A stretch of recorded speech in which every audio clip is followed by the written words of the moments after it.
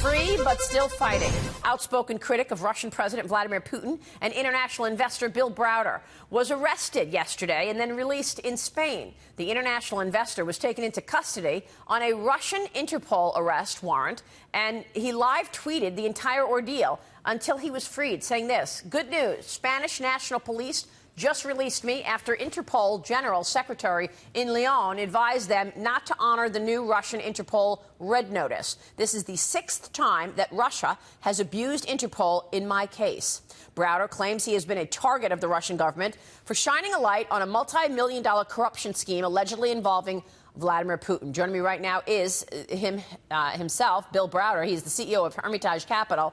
Bill, good to see you this morning. Thanks so much for joining us.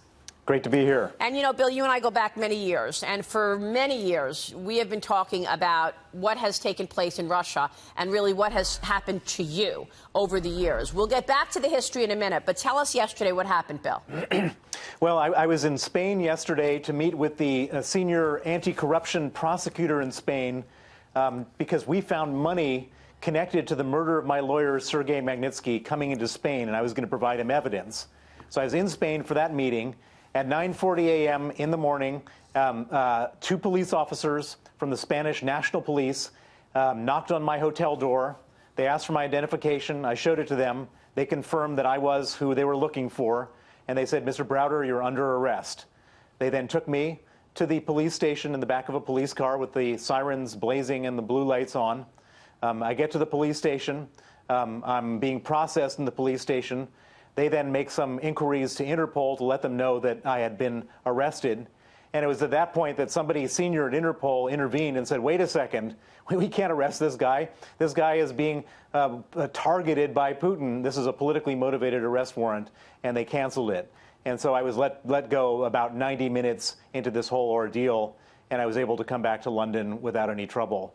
The irony of the whole thing is that normally when you're on one of these Interpol arrest warrants and you get taken in, it takes you 3 to 6 months to get yourself free.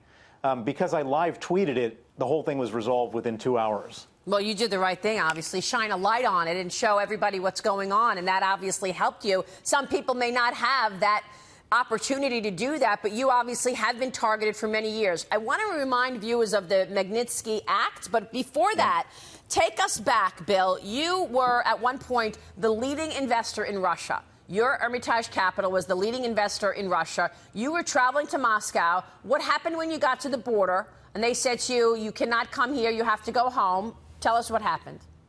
Well, so just a little background. I was the largest foreign investor in Russia, and I became that by being a shareholder activist exposing corruption.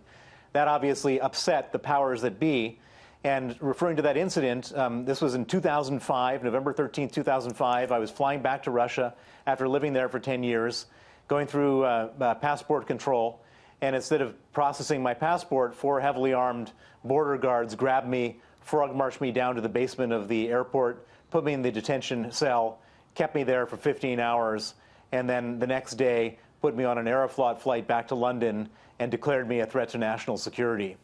So I've had a history of troubles with Russia, starting with that and then ending with what happened yesterday in Madrid. Then you hired a lawyer, Mr. Magnitsky. Yeah. So basically, after I was kicked out, my offices were raided by the police. I hired the smartest lawyer I knew in Russia, Sergei Magnitsky. He was a 35-year-old lawyer working for an American law firm. I had him investigate what was going on. He discovered that the reason for the raid was to steal a whole bunch of money that we had paid in taxes to the Russian government, from the Russian government, $230 million. He discovered it, he exposed it, and he named names, and he testified against people.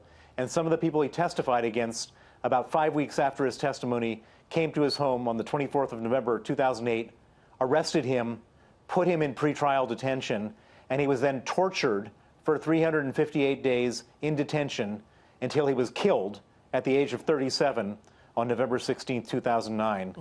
And I've made it my mission, since he was murdered, to get justice for him. And I put aside all of my commercial activities and have focused for the last 8.5 years on getting justice for Sergei Magnitsky. And that is how the Magnitsky Act came about. Tell us what the Magnitsky Act is and why you were, so that, and you connect the dots, you were actually there in Spain as a result of all of this. Tell us about the Magnitsky Act.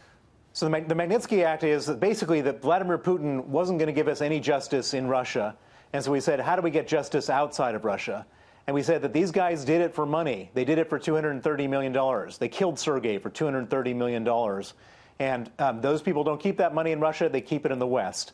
So let's freeze their assets and let's ban their visas. And I took this idea to the United States Congress in 2010.